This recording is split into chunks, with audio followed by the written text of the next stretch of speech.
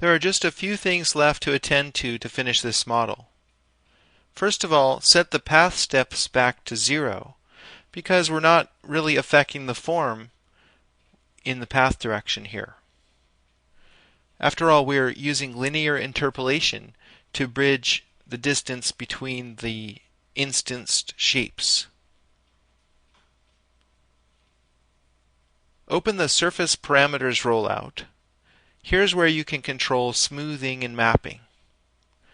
Turn off edged faces to get a better look at the smoothing. You have an option to smooth along the length and or the width of the object. Here we need to smooth the width, but I'll uncheck the length because we want to have flat surfaces here.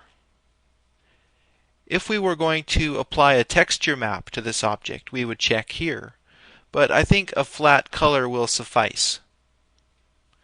I'll output to mesh, and let's hide the other objects in the scene.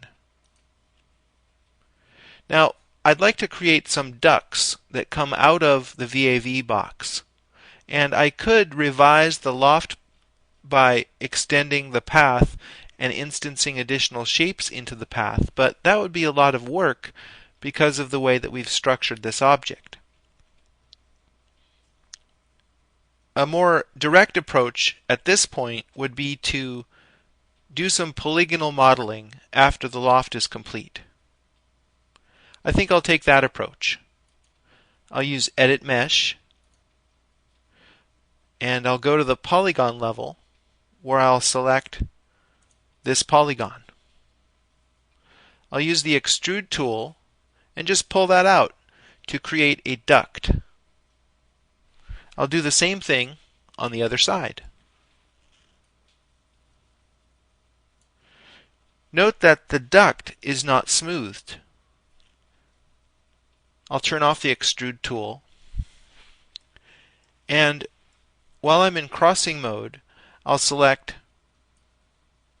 these polygons, and I'll set their surface properties to use a particular smoothing group so that they're all blended together. I'll do the same thing over here. I'll use smoothing group number 2,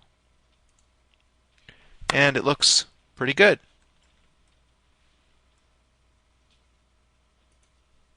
So that completes our VAV Box Loft tutorial.